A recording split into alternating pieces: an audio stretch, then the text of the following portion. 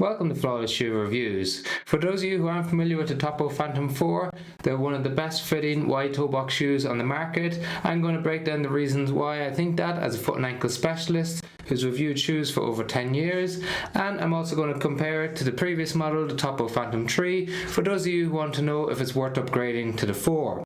So first of all, we'll talk about the midsole. Now they still have the zip foam midsole, but they feel completely different due to a change in the stack and the geometry of the shoe. So we still have 5mm drop in both shoes, so that's the difference from the back to the front of the shoe, but we have a 35mm in the rear foot and 30mm in the forefoot, so it feels different underfoot. That extra stack makes it a little bit softer, a little bit more bouncy than what we saw on the Phantom 3. Now the Phantom 3 was a relatively firm, more responsive shoe. We got a lot more comfort focus in the Phantom 4, a little bit softer, a little bit springier when you're running, and its geometry is a little bit more aggressive. So if we look at the heel bevel on the back of the shoe, it's a little bit sharper of an uplift on the Phantom 4 compared to the 3, and it's a bit more of an aggressive forefoot rocker on the front of the Phantom 4 as well. So that just facilitates a nice transition from the back to the front of the shoe, so it's a bit smoother on the Phantom 4 and a little bit bouncier as a result of that extra stack.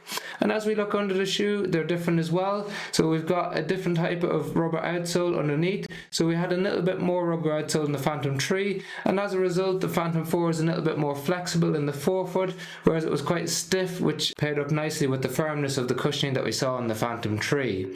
And touch on the toe box in a moment, but I just want to focus on some other changes in the shoe. So the heel counter is different on the shoes as well. So we now have a very flexible heel counter on the back of the Phantom 4 compared to what we saw in the Phantom 3, which was really quite rigid. And it has a little bit more cushioning around the heel collar than we saw on the Phantom 3, so that just gives it a little bit more of a secure lockdown. We've got that nice eyelids with a non-gusseted tongue in the Phantom 4 that we saw in the Phantom 3 as well, and then we move down to the anatomical toe box that we see in both shoes. So it's a little bit more rounded on the top of the Phantom 4, which is a little bit better fit for our toes in my opinion, and it looks a little bit better. Sometimes when you're really used to wearing more of a pointed shoe that we see in most trainers, you might feel that it looks a bit strange when you look down at the Phantoms. However, it looks more sleek and more like a day-to-day trainer when you look at the Phantom 4. So it's an excellent change in the unengineered mesh on top as well, which is a bit more structured. The fit is excellent in the toe box, and for those of you who aren't familiar with Topo or the Phantom, which is their best-selling shoe, what you get is a really broad toe box which allows your toes to splay, and as a foot and ankle specialist, that's something that is fundamental in a shoe, allowing adequate space for your toes to splay, to move around in there. And then it's got an excellent fit in the midfoot and the heel, so it's a lot more snug, so it comes in nicely to wrap around your foot, gives you an excellent lockdown, so there's no slippage, your foot doesn't slip out. And for those of you with a narrower heel and midfoot but then broadens out in the forefoot, this category of foot typically struggle to find a shoe that fits well, as when they look for a wider fit it's typically throughout the whole shoe. While not in the Phantom 4, a really snug fit on the heel and midfoot and broadens out really nicely in the forefoot. So it's still got that excellent fit that we saw in the Phantom 3, a slightly more sleek looking engineered mesh on top, got that great fit around the heel counter despite it not being as stiff, and those of you with sensitivity around the back of the heel might enjoy the more flexible heel counter on the Phantom 4. When it comes to performance, they can be used as everyday walking shoes, lifestyle shoes, that's not a problem.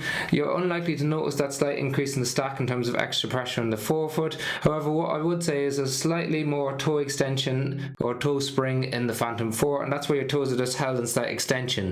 So if you're someone who doesn't enjoy that, it's something to be aware of with the Phantom 4. However, for the majority of the population, I think you'll really like the enhanced rocker in the forefoot, which really facilitates a nice push through. When it comes to running, as I say, a little bit bouncier, a little bit more responsive. Those of you who like that kind of ground contact feel, that more minimalist feel in the Phantom 3, you might be a little bit disappointed with the Phantom 4 because it is a little bit more bouncy, a little bit more cushion, but it doesn't move into that max stack category, which I think is really important, as we see most brands are moving into that max stack and losing this middle ground shoe, this kind of everyday trainer that covers most of your bases. So it can be used as a classic 5 to 10k running shoe, easy running, slightly longer distance distances, and now with the more spongy, bouncier feel, you might be able to move up into more marathon distance type running with this shoe. It comes in around 264 grams for size 9 men's US, so there's 4 grams heavier than what we saw in the Phantom 3, so it's light enough to do some faster workouts, but maybe not as responsive as some faster shoes on the market. So it's a bit more of a workhorse and everyday shoe. I don't think we put enough miles in it to see how durable the new outsole is, but once we do, we'll do a new video to let you know. We've got links to the shoes in the description if you want to check out the latest prices on them. Otherwise, if you found the video helpful, like and share and subscribe. It makes a massive difference to us. And if you have any questions on them, please drop them in the comment section below. Thank you very much for watching.